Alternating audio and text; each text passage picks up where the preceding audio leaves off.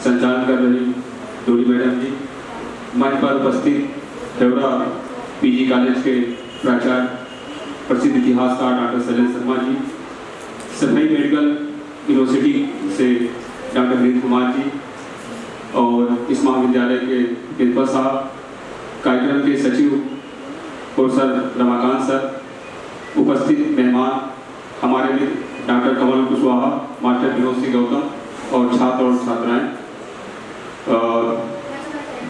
दरअसल जो पचदा पे बातचीत हो रही हमको यहाँ मैं आया सुबह जो है तो बैनर आपका देखा तो बैनर में 81 जी के फिल्म का पोस्टर लगा तो बहुत अच्छा लगा। और मैं चंबल जो है कई सालों से पहले आता रहा हूँ और 2016 में करीब 28 किलोमीटर से ऊपर की जो है साइकिल से अकेले चंबल की यात्रा की और यात्रा ही नहीं किया, उसको पूरा डॉक्यूमेंट भी किया जगह जगह रह के। और मई जून जुलाई पूरी गर्मी बीत गई, पूरा बरसात बीत गया, तो कुछ उसका थोड़ा सा अनुभव है, अपनी बात जोड़ने की कोशिश करता हूँ। तो उस दौरान चंबल के इलाके में सूखा पड़ा हुआ था, तो करीब 6000 से ऊपर लोगों को जो है सूखा राहत का उसमें मुआवजा दिलवाया, उसको डॉक्यूमेंट करके प्रशासन से पैरवी करके। इसके अलावा भूलन देवी के घर गया जो है, तो भूलन देवी 2 बार यहाँ से सांसद रही, लेकिन उनके घर में जो है 2 किलो आटा, 1 पाव प्याज, उनकी माँ भी जीवित है भूला देवी, उनके घर ना शौचालय, ना बिजली, ना छत, कुछ नहीं था उनके घर में। तो इस तरीके के चंबल में मतलब दिक्कतें भी हैं, लेकिन चंबल का एक अपना पहचान है, चंबल की इतनी खासियत है कि हम जैसे लोगों को भी चंबल में इतनी अमूल्य धरा है, संपदा है कि हम लोगों को अपनी तरफ खींचती रही है। तो उस यात्रा के दौरान बहुत लंबी कहानी हो जाएगी। उस यात्रा के दौरान जब मैं इटावा पहुंचा तो इटावा में मैंने बहुत सारे जो पढ़े लिखे लोग हैं उनसे पूछा कि 81 जी का जन्म स्थान कहाँ पे है, वो घर दिखाइए। तो 3-4 लोग उस समय जो है बड़े बुजुर्ग टकराए कि उनका घर ये फुरदल खां मोहल्ला फुरदल खां में है और ये घर है उनका जहाँ वो पैदा हुए थे। तो हमने पूछा कि कभी 81 के नाम पे कोई कार्यक्रम इटावा में होता रहा है या सफाई महोत्सव इतना प्रसिद्ध है, सफाई महोत्सव में इतने बड़े बड़े फिल्म स्टार आते रहे, क्या कभी किसी ने 81 का नाम का जिक्र किया? पता चला किसी ने किया। तो हमने अपने साथियों से बात करके 83 चंबल इंटरनेशनल फिल्म फेस्टिवल की शुरुआत कराई, जो 5 साल ये आयोजन पूरा कर चुका है। 6वां आयोजन जो है सितंबर में होने वाला है और पिछले साल बहुत ही भव्य उस पर आयोजन हुआ, जिसपे देश और विदेश के बहुत चर्चित लोग उसमें शामिल हुए। और ये साल पूरा जो है 81 का जन्म शताब्दी पर चल रहा है। अगर 81 साल जिंदा होते तो 100 साल के होते, उनको बहुत कम समय में 48 साल की उम्र में वो दुनिया से रुखसत कर गए। लेकिन विश्व सिनेमा में अगर भारत की 10 फिल्मों की चर्चा होगी तो मुगल आजम फिल्म की चर्चा जरूर होगी। और बहुत अफसोस की बात है कि जब हिंदी सिनेमा का 100 साल पूरा हुआ 2013 में, तो 49 डाक टिकट जारी हुए, जो 81 के सहयोगी थे उन पर डाक टिकट जारी हो गया, लेकिन 81 पे आज तक डाक टिकट जारी नहीं हुआ है। हम लोग कोशिश कर रहे हैं कि 81 पे उनके जन्म शताब्दी पर जो 14 जून को पूरा हो रहा है डाक टिकट जारी कराने की, और ये मुंबई में हम लोगों के प्रयास से बड़ा आयोजन हो रहा है 81 के नाम पे। तो और ये भी हम लोगों की पूरे प्रोसेस चल रही है कि भारत में 2 ही फिल्म संस्थान है भारत सरकार के। एक पश्चिम में पुणे में फिल्म इंस्टीट्यूट है, जो पुराना संस्थान है भारत सरकार का। एक सदीप रे फिल्म संस्थान है जो कलकत्ता में है, लेकिन मध्य भारत में कोई भी फिल्म का संस्थान नहीं है। तो अगर 81 के नाम पर एक फिल्म संस्थान बनता है मध्य भारत में, तो पूरा पश्चिम को जोड़ने की सबसे बेहतरीन पहल होगी। और हमारे यहाँ बिहड़ों में शूटिंग की लोकेशन, जिस तरीके से पचदा की बात हुई, पचदा आपको 5 नदियों का संगम कहीं नहीं मिलेगा, इस तरीके के मिट्टी के पहाड़ दुनिया में कहीं नहीं मिलेंगे। इस तरीके की जो पीला सोना माना जाता है सरसों खेती यहाँ होती चंबल में, उस तरीके का जो है आपको सीन कहीं नहीं मिलेगा।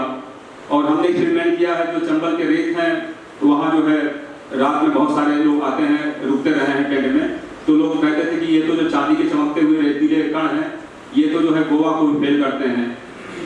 आपके यहाँ डॉल्फिन हैं, मगरमच्छ हैं, जिस चीज़ को क्रिएट करने के लिए सिनेमा में अरबों रुपए खर्च करना पड़ेंगे, हमारे यहाँ वैसे ही बहुत से चंबल के इलाके में, इटावा के इलाके में पाए जाते हैं।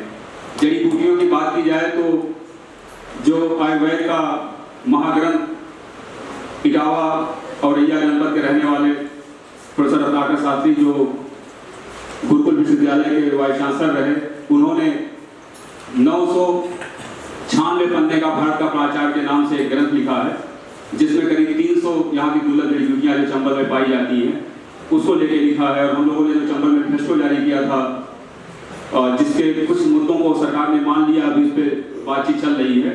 तो चंबल में एक रिसर्च सेंटर आयुर्वेद का खोलने की बातचीत चल रही है उन जड़ी बूटियों को संरक्षण के लिए। और प्रोफेसर मकान सर बता रहे थे कल गेंदालाल दीक्षित जी का जिक्र हुआ, तो गेंदालाल दीक्षित जी का इतना बड़ा किरदार है आज़ादी आंदोलन में, शायद उतना कोई दूसरा मिले। उन्होंने चंबल को बागियों को जोड़कर 15,000 की सेना बना ली थी। और गेंदालाल दीक्षित पे आपको कहीं कोई मटेरियल पढ़ने को नहीं मिलेगा। जो उनका संगठन था मार्क्सवादी के बारे में, जबकि एकेडमिक जगत में खूब चर्चा होनी चाहिए थी, मैनपुरी के गजेटियर में सिर्फ 2.5 लाइन उस पर लिखा हुआ है। और जो हमने साइकिल यात्रा की थी तो मार्क्सवादी को कवर करने के लिए, उसको डॉक्यूमेंट करने के लिए किया था। तो जिन पे मुकदमे चले थे उन परिवारों को हमने खोजा और उन परिवारों का एक फोटो फीचर जो है पूरा छपा मार्क्सवादी बागियों की अमर गाथा नाम से। और उन परिवारों के सम्मान में 19 दिन का कार्यक्रम किया गया। तो उसके बाद भी गेंदालाल दीक्षित की बहुत सारी चीज़ें जो है देश विदेश में, इंडिया ऑफिस लंदन वगैरह में जो फाइलें थी वो तो मिल गई, लेकिन भारत के राष्ट्रीय संग्रहालय में जो फाइलें थी उनके इंडेक्स में है संरक्षित, लेकिन आप जाएंगे मांगने तो आपको नहीं दी जाएगी, पता नहीं क्या डर है या गायब हो गई। तो बहुत सारी सामग्री इकट्ठा करके गेंदालाल दीक्षित पे एक किताब commander in chief Gendalal Dikshit के नाम से हम लोगों ने उसको प्रकाशित किया। और इस साल आज़ादी का अमृत महोत्सव वर्ष चल रहा है। और आपको जानकर हैरानी होगी कि गेंदालाल दीक्षित का जो अंग्रेजों ने 2 मंजिला घर गिरा दिया था और यही पढ़ाई किया था इटावा के सनातन धर्म इंटर कॉलेज में गेंदालाल दीक्षित जी ने। और 15,000 की सेना बना लेना उस दौर में बहुत सबके पूते की बात नहीं है, जब हर अखबार रखने के जुर्म में लोगों को काला पानी की सजा हो जाती थी। तो गेंदालाल दीक्षित ने 15,000 की सेना बनाई, उनको बाकायदा वेतन देते थे और 6 देशों से उनका कनेक्शन था। अगर उनकी योजना 2 बार उनके साथ गद्दारी हुई, अगर उनकी योजना सफल हो गई होती तो ये देश 1915 में ही आज़ाद हो गया होता। लेकिन उनके आगे कोई भी सामग्री मिलने को नहीं मिलेगी। और आज़ादी के अमृत महोत्सव वर्ष में उनका जो जन्म स्थान है वो पूरा खंडहर हो चुका था, वहाँ पूरा जंगल उगाए हैं। उसको सफाई करने के लिए 4 रात 3 दिन मुझे आमरण अनशन करना पड़ा भीषण ठंड में।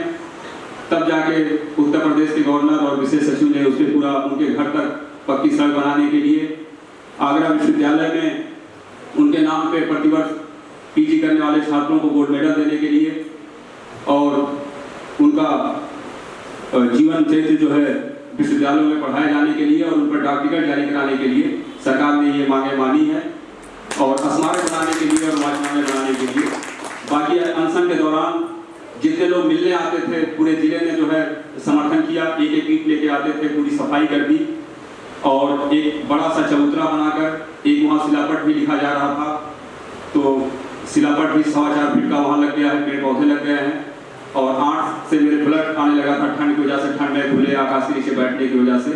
तो सफेद मेडिकल गार्ड अनशन प्रशासन के लोग और समाज के जो देश के लोग हैं वो लोग एक साझी सहमति बनी कि आप अपना अनशन तोड़ दीजिए। हमने कहा कि अनशन नहीं टूटेगा, स्थगित किया जाएगा।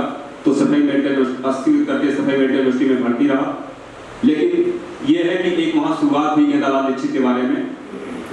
और अभी कल जो है 1 अप्रैल है और इस इलाके के जिनको भगत सिंह कहा जाता है, डॉक्टर महेश सिंह चौहान, जिनके फादर भी शहीद हुए थे, उनका 75 साल शहादत का शुरू हो रहा है। आज़ादी के पहले ही 1 अप्रैल 1947 को शहीद कर दिए गए थे यहाँ के सामंतों द्वारा।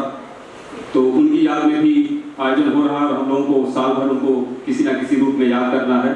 और हम लोग मानते हैं कि चंबल का जो पूरा इलाका रहा है वो आज़ादी आंदोलन में महत्वपूर्ण भूमिका इसलिए निभाता रहा है कि पूरे देश में जो मैदानी इलाके थे तो उस समय की जो बंदूकें होती थी उसको गन पाउडर्स में भरने के लिए कम से कम 1.5-2 मिनट का समय चाहिए। लेकिन चंबल में जो मिट्टी के पहाड़ हैं, जो भरखे हैं, जो भो हैं, वो उसके लिए बहुत मुफीद थी। और क्रांतिकारी उसकी आड़ लेकर ओट लेकर अपने आप को तैयार करते थे युद्ध के लिए। और जब अंग्रेजों ने 1858 में पूरे देश को 1 साल के अंदर कब्जा कर लिया, चंबल लगातार 1872 तक लगातार लड़ता रहा। चाहे वो दादा शंभुनाथ आजाद की इटावा कर्मभूमि रही है, जिनको 2 बार काला पानी की सजा हुई थी और ऊटी मद्रास कांड में अभी उनकी भी हम लोग जीवनी करवा रहे हैं। राम प्रसाद बिस्मिल का भी ये कर्म क्षेत्र रहा। राम प्रसाद बिस्मिल जी ने गेदालाल दीक्षित के नेतृत्व में यहीं पे हथियारों के संचालन की ट्रेनिंग ली थी और हमारे पास बहुत सारी जो है भी हस्तलिखित सामग्री है जिसको हम लोग धीरे धीरे प्रकाशित करेंगे, जैसे साथी सहयोग के तौर पे आते जाएंगे। इससे हमारे पास ना कोई सरकारी ना कोई गैर सरकारी कोई पैसा नहीं, हम लोग जो मित्र हैं उनके सहयोग से चीज़ें यहाँ की चीज़ों को आगे बढ़ाते रहे हैं। और पचदा पे भी जो है अभी जो पर्चा पढ़ा गया पचदा, तो हम लोग हमेशा देखते रहे, वहाँ हमेशा कार्यक्रम करते रहे हैं और वहाँ दीप पर्व का भी आयोजन हम लोगों ने किया। इस इलाके में नशे की बहुत बुरी हालत है, हर आदमी नशे में रहता है और दीपावली के दौरान ज़्यादा लोग नशे करते हैं, तो हमने वहाँ दीप पर्व का आयोजन किया। और इस साल आपको जान के हैरानी होगी कि जनता ने अपने अपने एक दीप ला के 1.25 लाख दीपों का जो है वहाँ जलाया गया दीपावली के 1 दिन पहले। और औरैया इटावा जालौन के लोगों ने अलग अलग उसका जो है एक तरीके की प्रतियोगिता की उस तट पे, फिर ड्रोन से वो तस्वीरें ली गई। जालौन जिले का सबसे बेहतर दीप का वो संचालन था, तो वहाँ हम लोगों को इनाम दिया गया। और पचनत कुंभ के नाम से एक डॉक्यूमेंट्री बनाई गई है।